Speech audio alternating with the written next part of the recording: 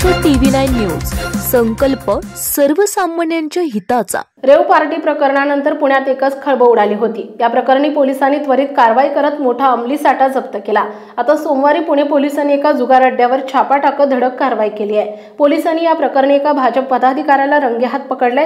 त्याच्यासोबत 2 ते 3 जणांना पोलिसांनी ताब्यात घेतलंय। पोलिसांनी दिलेल्या माहितीनुसार पोलिसांनी अटक केलेल्या भाजप पदाधिकाऱ्याचं नाव औदुंबर कांबळे असं आहे। कांबळे हा पर्वती विधानसभा मतदारसंघाचा भाजपचा चिटणीस म्हणून कार्यरत आहे। सोमवारी पुणे पोलिसांच्या गुन्हे शाखेने जुगार अड्ड्यावर छापा टाकला। यावेळी जुगार खेळताना या भाजप पदाधिकाऱ्याला पोलिसांनी रंगेहात पकडले। कांबळेसह या सर्वांविरोधात सहकारनगर पोलीस ठाण्यात गुन्हा दाखल करण्यात आलाय। कांबळे त्याच्या इतर 2 ते 3 सहकाऱ्यांसोबत तळजाई परिसरात असणाऱ्या एका रिकाम्या कारखान्यात रमी खेळत होता। यावेळी सहकारनगर पोलिसांनी गुन्हे शाखेच्या युनिट 2 न तेथे छापा टाकला। त्यावेळी हे सर्वजण जुगार खेळत असल्याचं पोलिसांना आढळून आलं। दरम्यान पुण्यात काही दिवसांपूर्वी पोलिसांनी जुगार अड्ड्यावर छापेमारी केली होती। या छाप्यात सहाय्यक पोलीस फौजदाराला पोलिसांनी रंगेहात पकडले होते।